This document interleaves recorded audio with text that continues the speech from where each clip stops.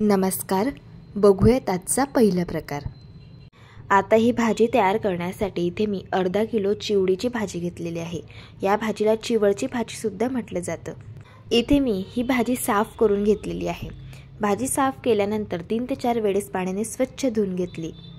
भाजी धुतल्यानंतर हिला कापडावरती घालायचे किंवा एखाद्या चाळणवरती घालायचे आणि भाजीतील जे पाणी आहे ते पूर्णपणे आपल्याला नितळून घ्यायचं आहे. भाजीमध्ये पाण्याचा अंश शिल्लक राहायला नको. आता या भाजीमध्ये आपल्याला बेसन पीठ घालून घ्यायचं आहे. तर त्यासाठी इथे मी 1 वाटी बेसन पीठ घेतलेलं आहे. थोडं बेसन पीठ यामध्ये घालायचे आणि भाजी व्यवस्थित हाताने मिक्स करून घ्यायची आहे. अशा या भाजीमध्येच बेसन पीठ मिक्स करून घेतल्यामुळे बेसन पिठाच्या यामध्ये गाठी होत नाही. आता ही भाजी तयार करण्यासाठी कढईमध्ये अर्धी वाटी तेल घालायचं आहे. ही भाजी तयार करण्यासाठी तेल थोडंसं जास्तच लागतो आणि तेलाचा वापर थोडा जास्त केल्यामुळेच भाजीची चवसुद्धा जास्त छान लागते. तेल गरम झाल्यावरती अर्धा चमचा मोहरी घालायची. मोहरी तडतडल्यानंतर 1 चमचा जिरं घालायचं. 6 ते 7 लसणच्या पाकळ्या अगदी बारीक चॉप करून घेतलेल्या आहे तर त्या यामध्ये घातल्या आणि पाव चमचा हिंग घालून घेतला. आता लसूण हलकासा तांबूस रंगावरती फ्राय करून घ्यायचंय. लसूण फ्राय झाल्यावरती यामध्ये 1 वाटी आपल्याला बारीक कापून घेतलेला कांदा घालायचा. कांदा मऊ होईपर्यंत आपल्याला चांगला परतून घ्यायचा आहे. आता कांदा परतून घेतलाय. यामध्ये काही मसाले घालून घेऊया. 1 चमचा लाल तिखट घालायचं. तिखट आवडीप्रमाणे तुम्ही कमी जास्त करू शकता. 1 चमचा काश्मीरी मिरचीचं तिखट घालायचं आहे रंगासाठी. पाव चमचा गरम मसाला घालायचा आणि पाव चमचा हळदी पावडर घालायची आहे. आता हे सगळे मसाले कांद्यासोबत 1 ते 2 मिनिटं आपल्याला चांगले परतून घ्यायचे आहे. मसाले परतून झाले. आता यामध्ये भाजी घालून घ्यायची आहे. तर अशी ही भाजी हाताने व्यवस्थित अशी मोकळी करून घालायची म्हणजे भाजीचा लद्दा तयार होत नाही आणि भाजी सुटसुटीत तयार होते. चवीप्रमाणे यामध्ये मीठ घालून घ्यायचे आणि भाजी चांगली आपल्याला मिक्स करून घ्यायची आहे. प्रत्येक भागांमध्ये ही भाजी वेगवेगळ्या पद्धतीने बनवली जाते. आमच्याकडे जळगाव खानदेशमध्ये ही भाजी बेसन पीठ घालून तयार केली जाते. आता भाजी मी छान मिक्स करून घेतलेली आहे. भाजीवरती झाकण ठेवायचे आणि झाकण ठेवून 6 मिनिटं आपल्याला ही भाजी शिजवून घ्यायची. या 6 मिनिटांमधून 2-2 मिनिटांनी भाजी मिक्स करत जायची आहे म्हणजे भाजी तळाला चिटकणार नाही किंवा चढणार नाही. ही भाजी शिजवताना यामध्ये अजिबात पाण्याचा वापर केला जात नाही कारण चिवडीच्या भाजीला आधीच पाणी सुटतं. त्यामुळे पाणी न वापरता ही भाजी आपल्याला शिजवून घ्यायची आहे. इथे मी झाकण ठेवून ही भाजी बरोबर 6 मिनिटं शिजवून घेतलेली आहे. तुम्ही बघू शकता मस्त अशी इथे आपली ही चिवडीची भाजी तयार झालेली आहे. सगळ्यात शेवटी बारीक चिरलेली कोथिंबीर यावरती घालून घ्यायची आणि भाजी छान मिक्स करून घ्यायची आहे. अशी ही चिवडीची भाजी चवीला अगदी भन्नाट लागते. चपातीसोबत भाकरीसोबत अप्रतिम लागते. या भाजीला चिवडीच्या भाजीचा झुणका असं आमच्याकडे म्हटलं जातं. अशी ही भाजी ताटामध्ये सर्व केल्यावरती भाजीवरती थोडंसं तेल घालायचं. मग चपातीसोबत किंवा भाकरीसोबत खायची म्हणजे भाजीची चव अप्रतिम लागते आणि ही भाजी चवीला तर अगदी भन्नाट लागते. या पद्धतीने एकदा नक्कीच ट्राय करून बघा. प्रकार क्रमांक 2. आता ही भाजी तयार करण्यासाठी इथे मी 6 कुरडया घेतलेल्या आहे. आता या कुरडया आपल्याला अशा हाताने तोडून घ्यायच्या आहे. बघू शकता या पद्धतीने. आता कुरडया बुडतील इतपत यात पाणी घालायचं. यावरती झाकण ठेवायचं आणि या कुरडया 15 मिनिटं आपल्याला झाकण ठेवून भिजण्यासाठी ठेवायच्या आहे. इथे मी या कुरडया भिजवून घेतलेल्या आहे. बघू शकता कुरडया मस्त मऊसूत भिजल्या गेलेल्या आहे. आता या कुरडया आपल्याला एका चाळणवरती काढून घ्यायच्या आहे आणि यातील जे पाणी आहे ते पूर्णपणे नितळून घ्यायचं आहे. आता भाजी तयार करण्यासाठी कढईमध्ये 3 छोटे चमचे तेल घालून घ्यायचे. 1 चमचा मोहरी घालायची. मोहरी तडतडल्यानंतर पाव चमचा हिंग घालायचा आहे आणि 1 चमचा जिरं घालून घ्यायचं आहे. इथे मी 3 ते 4 लसणच्या पाकळ्या अगदी बारीक कट करून घेतलेल्या आहेत तर त्या घालून घेतल्या. लसूण हलकासा तांबूस रंगावरती परतून झाल्यानंतर यामध्ये 1 वाटी कांदा घालायचा आहे. आता हा कांदा मऊ होईपर्यंत आपल्याला चांगला परतून घ्यायचा आहे. कांदा परतून झाला. यामध्ये काही मसाले घालून घेऊया. 1 चमचा लाल तिखट घालून घ्यायचा आहे. तिखट तुम्ही आवडीप्रमाणे कमी जास्त करू शकता. 1 चमचा काळा मसाला घालायचे. पाव चमचा हळदी पावडर घालायचे आणि पाव चमचा गरम मसाला घालायचा आहे. आता हे सगळे मसाले कांद्यासोबत 1 ते 2 मिनिटं आपल्याला चांगले परतून घ्यायचे आहे.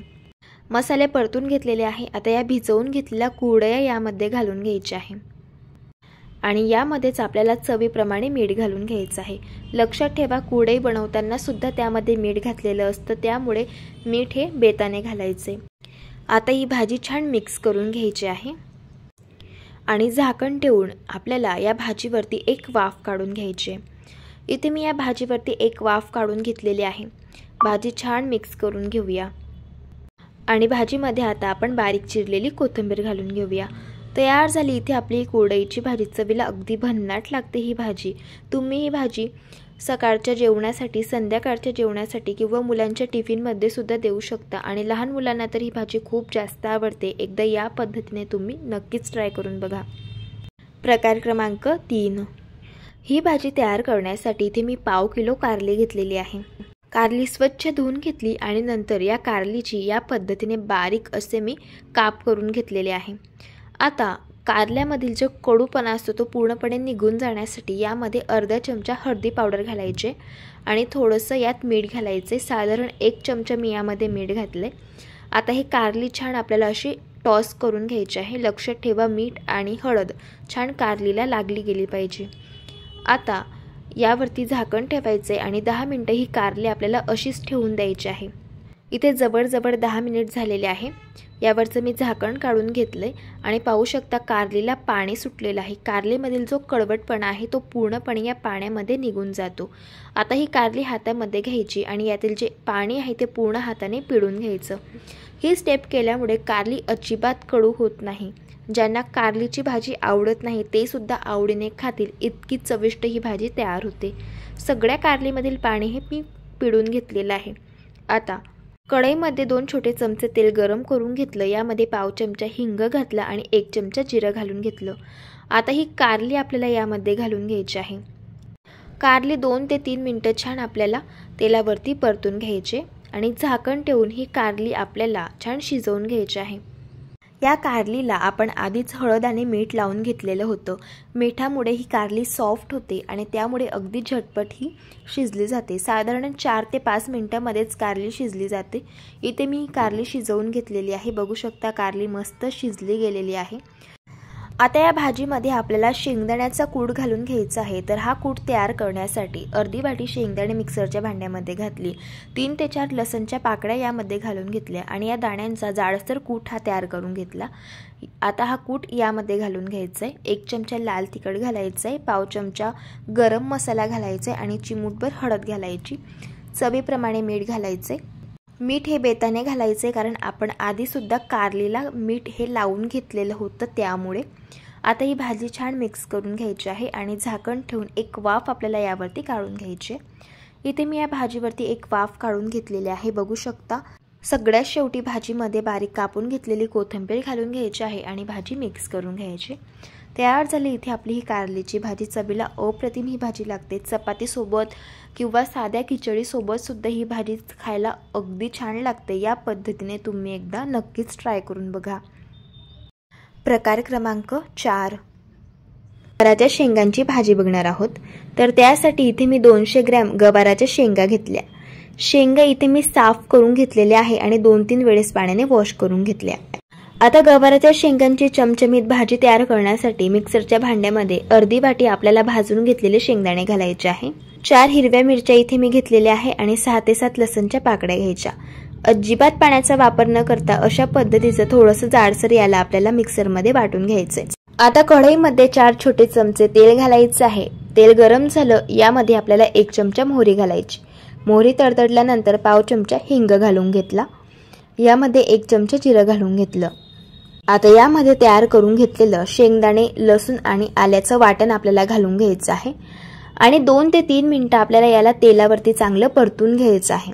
आपण यामध्ये हे जे तयार करून घेतलेलं शेंगदाण्याचं वाटण घालून घेतलं ना, तर या वाटणामुळे भाजीला एवढी छान चव येते। लहान काय मोठे सुद्धा खूप आवडीने खातील, एवढी चविष्ट ही भाजी तयार होते। आता बघा, शेंगदाण्यांचं हे वाटण मी परतून घेतलं। यामध्ये आपल्याला अर्धा चमचा हळदी पावडर आणि अर्धा चमचा गरम मसाला घालायचा आहे। आता याला चांगलं मिक्स करून घेतलं। यामध्ये आपल्याला 1 वाटी पाणी घालून घ्यायचंय आणि पुन्हा याला मिक्स करून घ्यायचंय। आता आपल्याला हे वाटण तेल सुटेपर्यंत 1 ते 2 मिनिटं गॅसच्या अगदी मंद आचेवरती परतून घ्यायचंय। बघा, तेल सुटेपर्यंत वाटण परतून घेतलं। यामध्ये आता या गवाराच्या शेंगा आपल्याला घालून घ्यायच्या आहे। आता या शेंगा घालून घेतल्यानंतर पुन्हा 1 ते 2 मिनिटं आपल्याला याला परतून घ्यायचंय आणि यावरती झाकण ठेवायचंय 2 मिनिटांसाठी आणि एक वाफ शेंगांवरती काढून घ्यायची। अशी ही वाफ काढून घेतल्यामुळे जो मसाल्यांचा फ्लेवर आहे तर तो भाजीमध्ये खूप छान उतरतो। बघा शेंगांवरती मी वाफ काढून घेतलेली आहे। आता यामध्ये आपल्याला गरम करून घेतलेलं पाणी घालायचंय। इथे मी 1.5 ग्लास पाणी घालत आहे। तुम्ही भाजीची थिकनेस आवडीप्रमाणे कमी जास्त करू शकता। याला मिक्स करून घेतलं। आता झाकण ठेवून आपल्याला ही भाजी 6 ते 7 मिनिटं गॅसच्या मंद आचेवरती चांगली शिजवून घ्यायची आहे।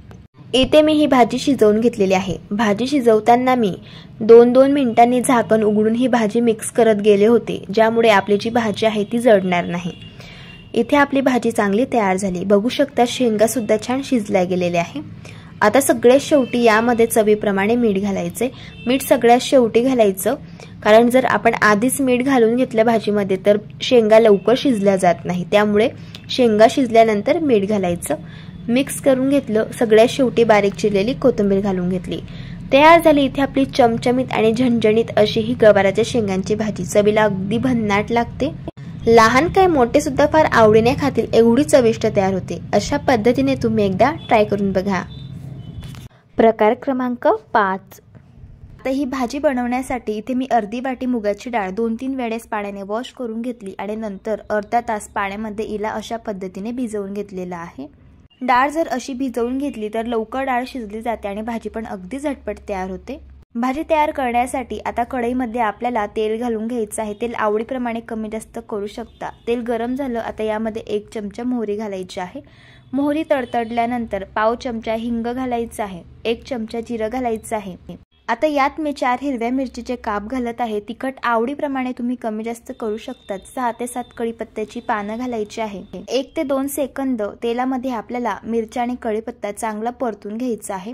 हे बघा अशा पद्धतीने। आता यामध्ये आपल्याला 1 वाटी बारीक कापून घेतलेला कांदा घालायचा आहे। आता हा कांदा गुलाबी रंगावरती आपल्याला परतून घ्यायचा आहे। हे बघा अशा पद्धतीने। आता यात आपल्याला 1 चमचा आलं लसूणची पेस्ट घालायची आहे। भाजीला छान टेस्ट येण्यासाठी यामध्ये आपल्याला अर्धी वाटी कच्च्या शेंगदाण्यांचा कूट घालून घ्यायचा आहे। शेंगदाण्यांचा कूट थोडंसं जाडसर ठेवायचा, त्यामुळे भाजीला टेक्स्चर खूप छान येतं आणि चव देखील खूप छान येते। पाव वाटी यामध्ये सुक्या खोबऱ्याचा किस घालून घ्यायचा आहे। आता हे सर्व जिन्नस आपल्याला 3 ते 4 मिनिटं गॅसच्या अगदी मंद आचेवरती चांगले परतून घ्यायचे आहे। हे बघा याला मी चांगलं परतून घेतलेलं आहे। आता यामध्ये आपल्याला पाव चमचा हळदी पावडर, पाव चमचा गरम मसाला घालायचा आहे आणि याला चांगलं मिक्स करून घ्यायचं आहे। इथे आपला हा भाजीसाठीचा मसाला तयार झालेला आहे। आता यामध्ये आपल्याला मुगाची डाळ घालून घ्यायची आहे। मुगाची डाळ मसाल्यामध्ये घालताना मुगाच्या डाळमधील जे पाणी आहे ते पूर्णपणे हाताने नितळून घ्यायचं आणि नंतर डाळ आपल्याला मसाल्यामध्ये घालून घ्यायची आहे। आता डाळ देखील आपल्याला 1 ते 2 सेकंद छान या मसाल्यामध्ये चांगली परतून घ्यायची आहे। अशी डाळ परतून घेतल्यामुळे भाजीला चव खूप छान येते। आता आपल्याला यामध्ये पाणी घालायचं आहे। इथे मी 2 ग्लास गरम करून घेतलेलं पाणी घालत आहे। एक गोष्ट लक्षात ठेवायची, भाजीमध्ये आपल्याला गरमच पाण्याचा वापर करायचा आहे, ज्यामुळे भाजी लवकर शिजली जाते। आता चवीप्रमाणे मीठ घालायचं, याला मिक्स करून घ्यायचं आणि झाकण ठेवून गॅसच्या अगदी मंद आचेवरती 6 ते 7 मिनिटं आपल्याला ही डाळ शिजवून घ्यायची आहे। 6 ते 7 मिनिटं झालेली आहे आणि इथे मी डाळ चांगली शिजवून घेतलेली आहे।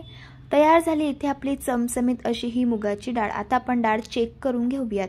तुम्ही बघू शकतायत डाळ छान अशी मऊसूत शिजली गेलेली आहे, अगदी परफेक्ट।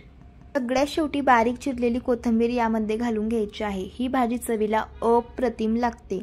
ही भाजी देखील तुम्ही भातासोबत, भाकरीसोबत आणि चपातीसोबत खाऊ शकता। चवीलाही अगदी छान लागते। अशा पद्धतीने तुम्ही एकदा ट्राय करून बघा।